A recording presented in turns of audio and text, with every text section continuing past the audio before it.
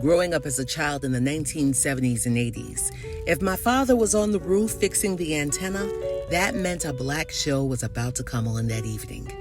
This was what life was like before cable or streaming. Like many African Americans on a Saturday night, we search for ourselves on the silver screen, on televisions in our living rooms, in advertisements, and in magazines. There was a particular pride that we had when there was a positive representation that looked like us, from their skin color to the hair on their heads. For me, the afros and cornrows gave us pride, and the styles, latest dance moves, and the music that would appear in black-owned magazines and on shows like Soul Train gave us the same. Our family upbringing was about embracing everything that was melanated, braided, and celebrated. By the time I was 10, my cousins and I knew our colleges would be black, our neighborhoods would be black, and anything and anyone that we surrounded ourselves with would be soulfully black. In African-American households such as mine, that was the goal, to pass down the positive attributes that we were exposed to daily. By 1984, homes were blessed to see on their television screens every Thursday night The Huxtable Family, a show conceived by Bill Cosby and consulted by Dr. Alvin Toussaint, a black psychiatrist from Harvard who had studied the psychology of the black family since the late 1960s. Toussaint believed in having people, especially African Americans, see how a family of color not only could be successful, but also become great examples to their children and community. The consultation would not only bring us the Cosby Show. In 1987, it would also introduce A Different World, which would introduce more African American students into historical black colleges and universities with an increase of nearly 25%.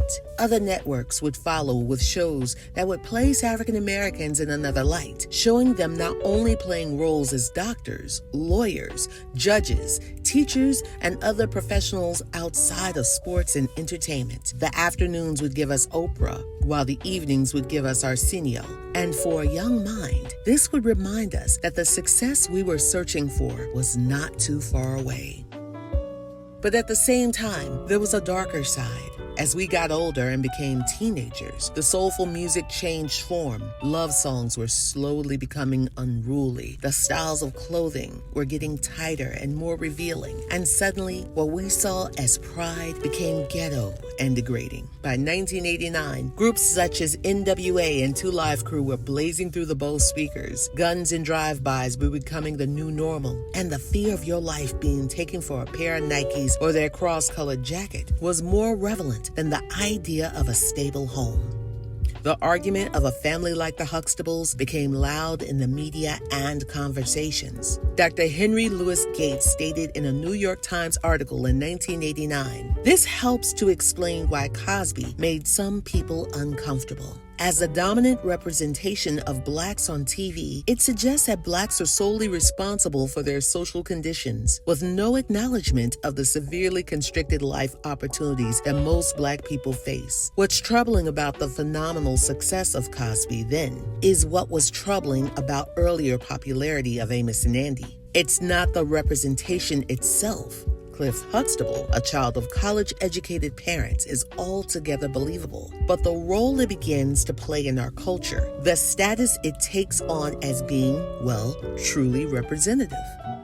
Gates reminds the readers of the article about Amos and Andy, a radio show introduced in 1928 and then later on in television in the 1950s. The radio show for its entirety was stereotypical, crude, making the characters clownish or crooked, placing them in situations that were only thought of through white thought and not of black experience. However, the television show, though trying to stay close to the script, was different. There were black men with businesses and homes who belonged to lodges and churches. This show was no different from Jackie Gleason's The Honeymooners. Nonetheless, because of the behavior and reputation it had on radio, groups such as the NAACP would boycott and protest this show until it ended in 1953. It would later come back in syndication in the 60s, but it would be used as an example by Cosby himself in 1968 in a CBS special as he explained stereotypes on television and movies.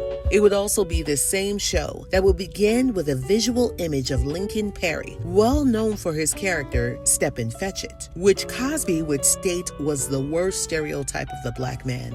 At a time when Perry was about to start acting again. He had been hired for a serious pilot with Flip Wilson. But once the special came out, Perry lost a role, and he would later unsuccessfully sue CBS for damages to his reputation.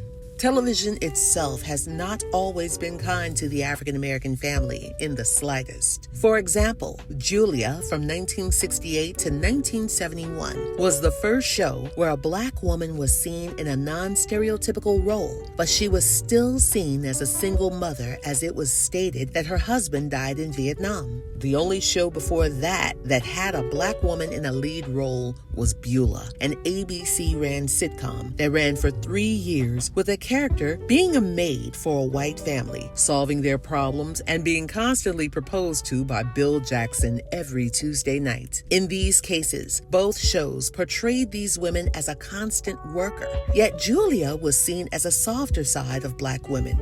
Not loud, not boisterous, but a calmer, classic version of what white America wanted to see. Yet, at the same time, there was no father in the picture. By 1972, Maude was introduced to television viewers by Norman Lear, who introduced the character Florida Evans, another maid. This would change in 1974 when Good Times began, and in this case, a father was in the home. Yet, the struggle was real for them all and would remain that way, even after Lear kills off the father character. Lear had shows that would give black characters life, but the type of character and the type of life were somewhat questionable in some instances. Though The Jeffersons from 1975 to 1985 was the longest running black sitcom, its infancy saw some stereotypes of the George Jefferson character as nouveau riche, as well as the angry black man. Even a character such as a father in Sanford and Son would rather hold his son back from living his own life or achieving any type of adult status. Different Strokes gave us another perspective of black people living well, but it was in the hands of a white man who was raising 2 black kids, who happened to be his former maid's sons. It makes you ask one simple question. Were shows with these types of characters made purposely to hold black people back? Was this created to ridicule their lives? Or was this all that white America saw when they thought of black life? Though these shows' writers such as Mike Evans and Eric Monty were hired, their voices were not lifted nor granted in giving a better life to characters such as these.